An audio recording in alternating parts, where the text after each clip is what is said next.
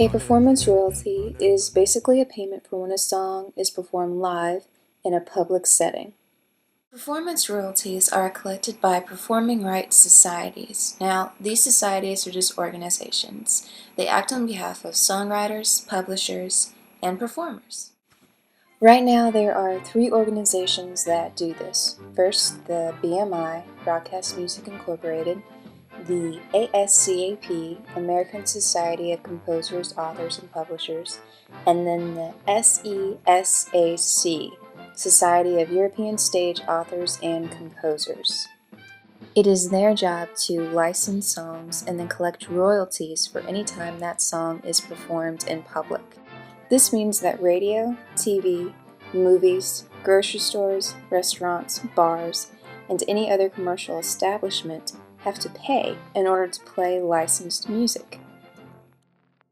The payment is determined by credits. These credits help organizations like the ASCAP determine how much money is owed by the user for the use of their music. First, there's use, and this weighs the song based on the type of performance, whether it's theme, underscore, or promotional. The next weight is based on the licensee, whether it's a radio station, television station, or any other public venue. Then there is the time of day weight, which bases its fee on when the music is played. After that, there is the follow the dollar factor, which means that songwriters and publishers are paid based on the medium from which the money came. Lastly, there is the general licensing allocation. This fee is collected from bars, hotels, restaurants, and other non-broadcast licenses.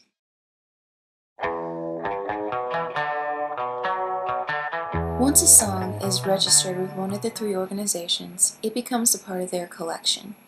Then, it is made available to all of the different users. So that can mean a TV station, radio station, musician, DJ, what have you.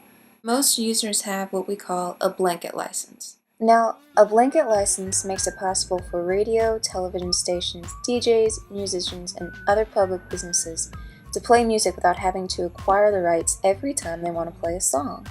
In any case, the organizations then deduct the money for their operating expenses, and whatever's left goes to the publishers and songwriters.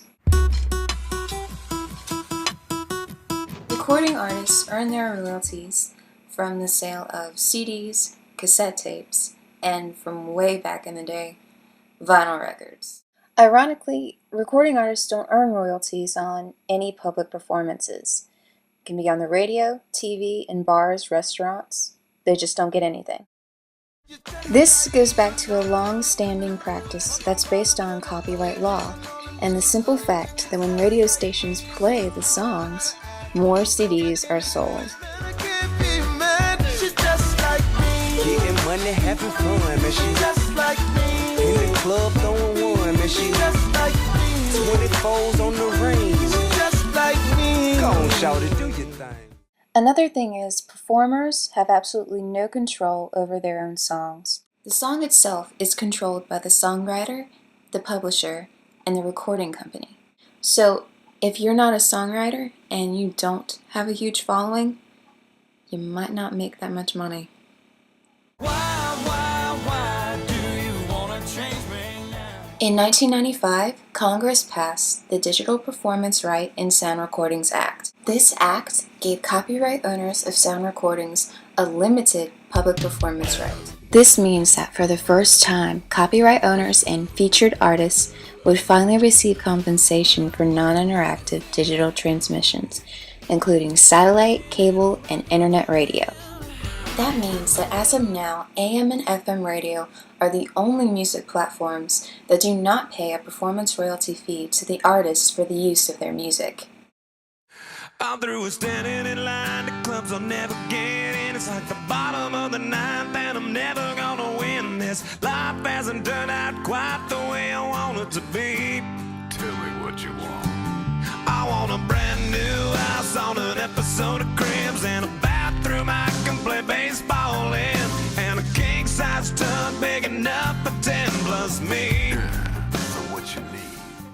Needless to say, Performers have never been too pleased about this. Recording artists have been campaigning for rights to compensation from analog radio since 1937. That's more than 70 years. So finally, after nearly 7 decades, the Performance Rights Act of 2007 was introduced.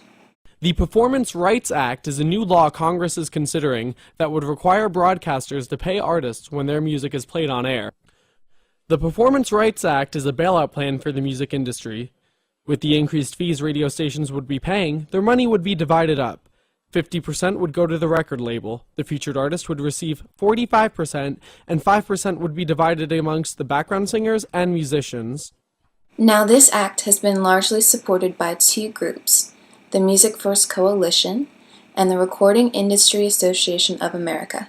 My name is Casey Ray Hunter. I'm the Communications Director for Future of Music Coalition.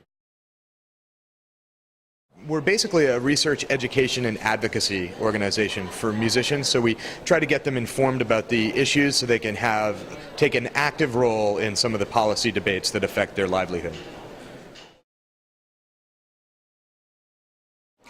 Well, Future Music Coalition has supported the performance right since our inception nearly 10 years ago, and we continue to do so. My personal feeling about it is, artists absolutely performing artists deserve to get paid for the use of their work on not just terrestrial radio, but all platforms. And it kind of bothers me a little bit that we might not be able to see some other forms of broadcast media or new forms of media flourish because of the lack of parity in the overall licensing and use landscape. So if terrestrial radio would come along and do their part to support the artists whose music that they use to get listeners' ears and sell them advertising, we'd be coming a long way. I also personally like the public performance right because the money that's owed to the performing artist goes directly to the artist and doesn't get held, against their recoupable. So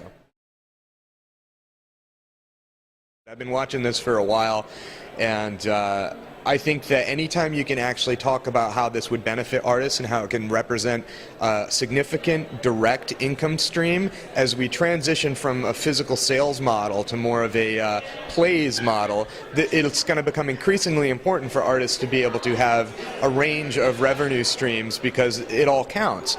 I'd also like to say that where we can point out the inequity of having traditional American heritage artists, jazz, R&B artists, blues artists who, due to commercial consolidation in the United States in the radio industry, don't get played, but in Europe they might get played more often and have probably been played in the last few decades. They can't collect the money that they're owed.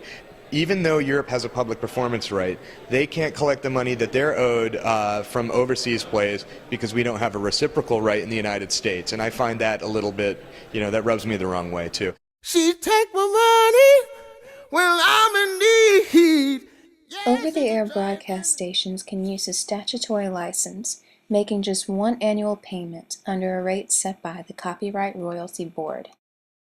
Now the statutory license applies to an estimated 20% of all radio stations. The remaining 80% will receive accommodations from the Act, ensuring fairness between both the broadcaster and the artist. Small commercial stations would pay $5,000 per year. Non-commercial stations such as NPR and college radio would pay $1,000 per year. And both talk radio and religious services would be completely exempt. Sounds fair, right? After all, radio stations rake in over $16 billion a year through the use of music in their advertisements. So, how do broadcasters feel about this? Not too keen.